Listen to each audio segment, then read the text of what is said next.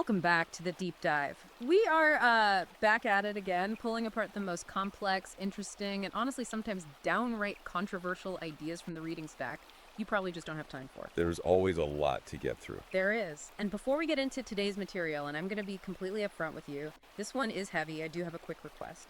If you value these deep dives into hard-hitting texts that the mainstream media usually refuses to touch, please hit that like and subscribe button right now. Yeah, it really helps. It helps us keep the lights on, it helps the algorithm find people exactly like you, and it ensures we can keep bringing you this kind of unfiltered, objective analysis. It makes a massive difference. And today is actually a perfect example of why we do this show. We are looking at a text that is, frankly, radioactive in mainstream circles. It's an ebook titled Yookay Today, Special Economic Zone of Population Replacement by Conrad Riker. Radioactive is definitely the right word for it. This isn't just a casual read. It's an ultra-long, highly incisive, and fascinating manifesto, and I want to be really clear right out of the gate about who the author is targeting here. Right, the audience framing is key. Exactly. Riker has written this specifically for a very distinct demographic. We're talking about men's rights activists, the red-pilled community, the manosphere, basically men who look at the modern West and feel that something is fundamentally broken. Right, and our mission today is to just impartially unpack what he's arguing. We aren't taking sides here, but we are going to lay out his exact premise. And his central thesis is incredibly bold. He argues that the United Kingdom, or as he satirically spells it throughout the book, Y-O-O-K-Y, Yookay, is no longer a sovereign nation. Right, he says it's morphed into something else entirely. He claims it has ceased to function as a country with a shared history, and has instead become a special economic zone. A zone where, according to his argument, the native male population is being demographically replaced and economically harvested. It's a really bleak premise, but the book essentially serves as a deep history lesson on how Western institutions operated before they were, in his words, captured by feminists and Marxists. And it acts as a roadmap for how men can reclaim their agency. A survival guide, essentially. Exactly. We're going to unpack the whole thing right here, but I will say this up front. If this topic resonates with you, or if you just want to understand this worldview directly from the source, you need to go to Amazon Kindle or Google Play Books immediately and buy Yookay Today. You really have to read the primary source to grasp the scale of his argument. You do. And you should also follow the author at Conrad and Riker on Substack because his analysis is ongoing there. But let's get into the meat of it. Let's start with what he calls the diagnosis. Right. So the diagnosis starts with that name change we mentioned. Yeah. Yookay Today. Riker defines this new entity as a place where heritage is actually a liability. A liability. Yeah. In a traditional nation, your history is your foundation, right? Right. But in a special economic zone, your history is just baggage that gets in the way of global transactions.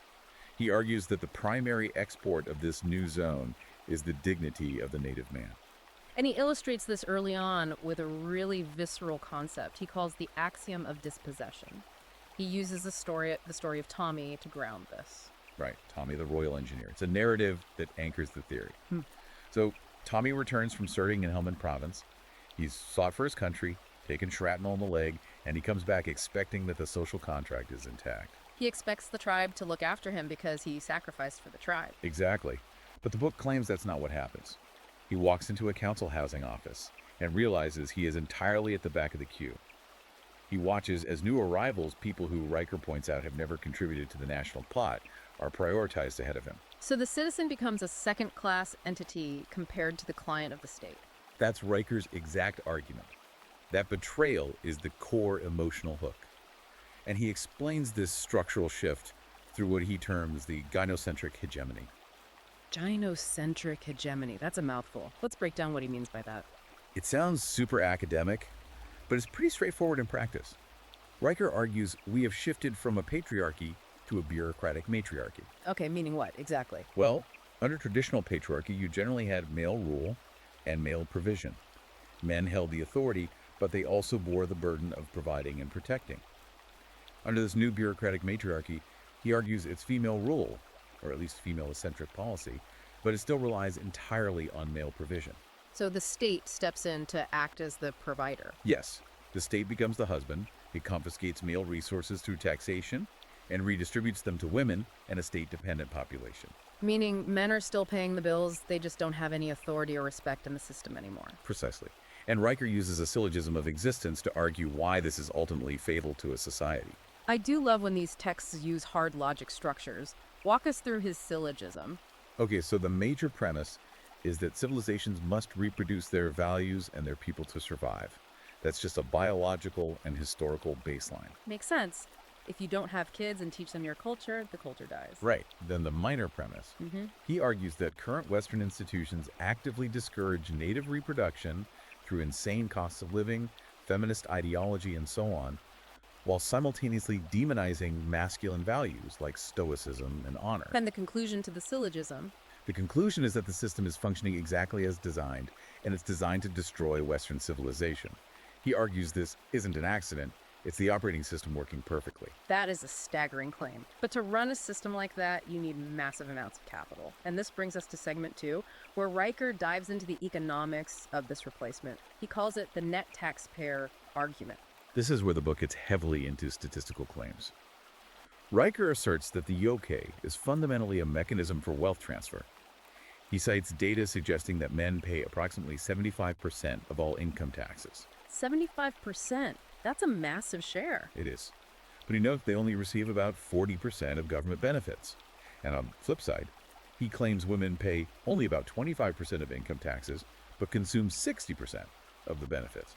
So structurally, he's saying the state is literally an engine that mines resources from men to give to women. Yes. He explicitly calls it a gynoplutocracy. His point is that you, the productive man, are funding your own disenfranchisement. You're paying for the welfare state that renders you obsolete. If the government cuts a check to a single mother, she doesn't actually need you. So he refers to men as beasts of burden in this economic zone. Exactly. And he ties this massive economic engine directly to migration. He talks about the Great Replacement Protocol. Now, I know that phrase is highly charged, but we need to look at how he frames it in the text. How does he justify that protocol? He frames it as a cold economic necessity for the ruling class. He points to demographic shifts, like London going from 60% white British in 1991 to a minority by 2021. Right. But what he really hones in on is a UN report from March 2000. It was literally titled Replacement Migration. So he's arguing they basically announced the strategy over 20 years ago. That's his claim. Because the native population stopped having kids, partly due to the economic pressures we just mentioned. The system needs an endless supply of new bodies to keep the GDP Ponzi scheme afloat.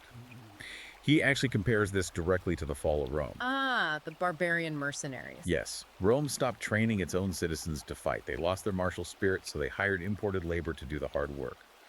Riker argues the Yokai is importing labor because the native male has been demoralized, taxed into oblivion, and told his very nature is toxic. And he connects this back to Tommy the Veteran with the hotel asylum concept. He does. He contrasts migrants being housed in luxury hotels while native veterans sleep rough on the streets. He calls this weaponized empathy. Weaponized empathy. Right. The system demands you show endless empathy for the stranger, the other, while showing zero loyalty to your own people. It prioritizes international optics over local duty. Okay, so we have the economic extraction and the demographic shifts. But for society to accept this, the culture has to change first. How did they pull that off? Riker attributes this to the long march through the institutions. Right, the old Gramsci concept, the Frankfurt School. Exactly. The realization by 20th century Marxists that you cannot conquer the West with traditional armies. You have to capture the culture from the inside. The slow infiltration. You capture the universities, the media like the BBC, the corporate HR departments. Riker argues these have been successfully transformed into indoctrination camps. And the primary weapon they used was what he calls the erasure of logos. Logos meaning logic, reason, objective truth. Yes, he argues they systematically removed logic, classical rhetoric, and the Western canon, your Shakespeare, Chaucer, Milton from education, because those things teach you how to think objectively. And what did they replace it with? Grievance studies and lived experience. Riker points out that if you remove a population's ability to think critically, they can only react emotionally. They become easy to control. He illustrates this with the story of Mr. Sterling in the book. Yeah, Mr. Sterling is a really tragic example in the text. He's a history teacher who essentially gets fired for being competent.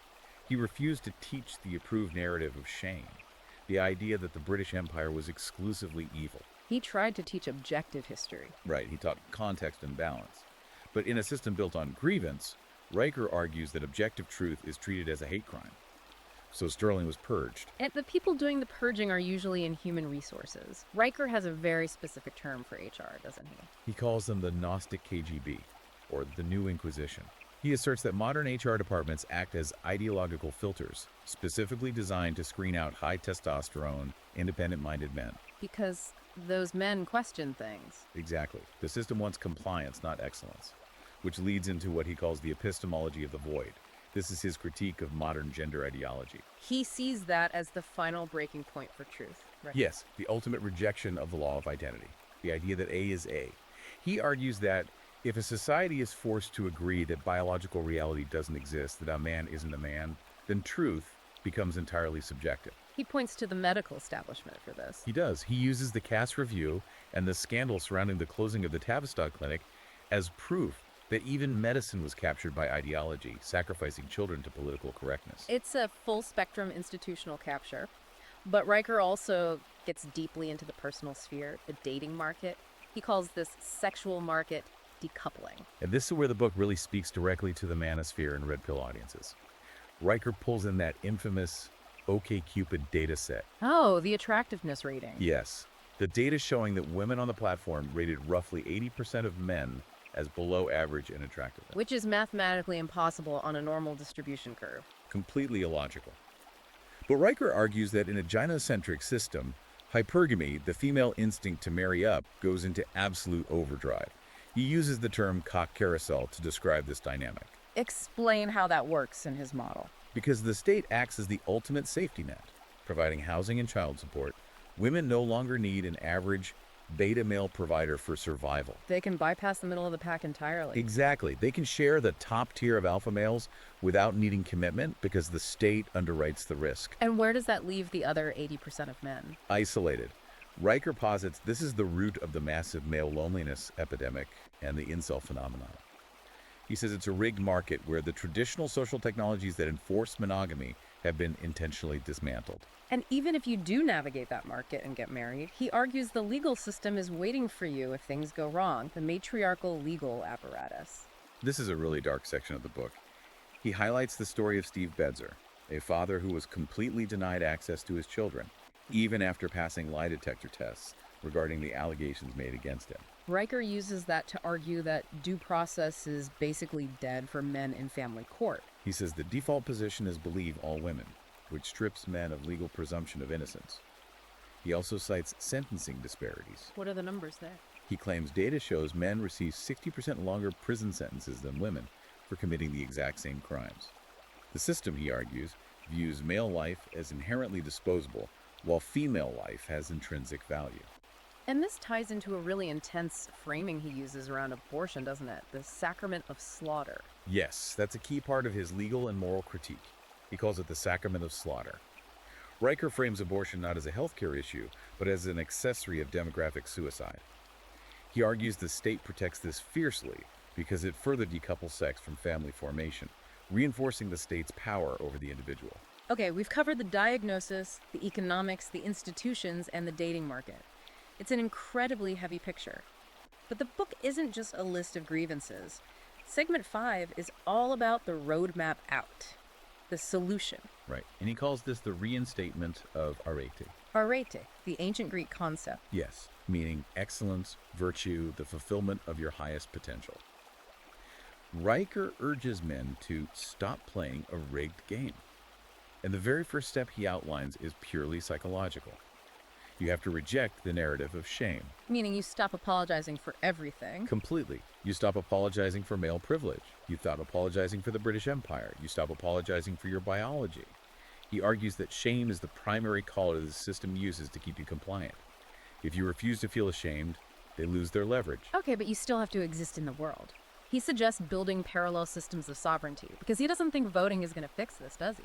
Not at all. He is very clear that the current institutions are thoroughly burned. You can't vote your way out of a captured system, you have to build new ones. So he advocates for economic withdrawal. How does a regular guy actually do that? Riker is a big proponent of cryptocurrency, specifically Bitcoin. He views fiat currencies, the pound, the dollar, as a tax farm used to fund your own replacement. So, by moving to decentralized finance, you starve the beast. Exactly. You stop funding the gynocentric state. Alongside that, he promotes monk mode. Monk mode. That's a popular concept online right now. It is. In Riker's framework, monk mode means intentionally starving the OnlyFans economy.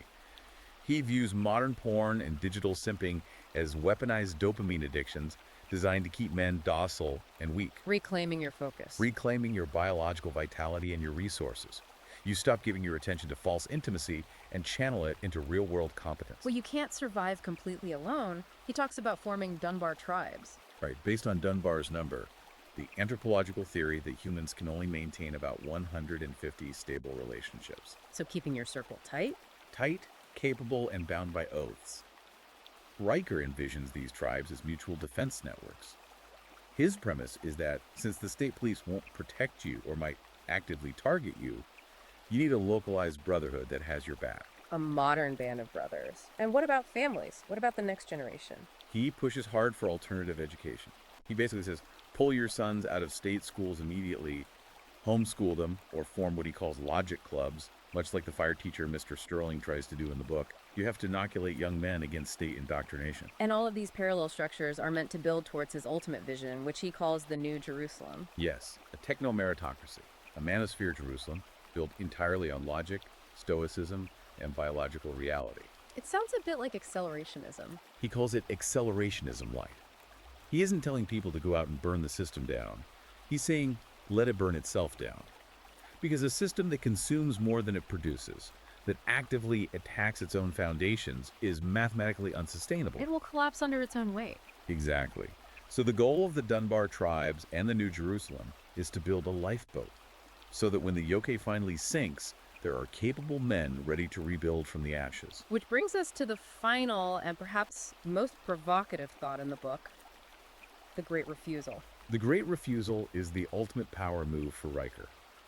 He argues true power isn't marching in the street where the state can easily arrest you.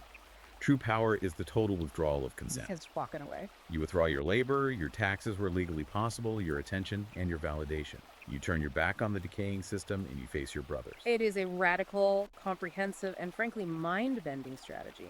Riker treats this knowledge as radioactive for a reason. He claims that once you see the world through this specific lens, you can never unsee it. He frames it as a one-way trip, a restoration of the soul.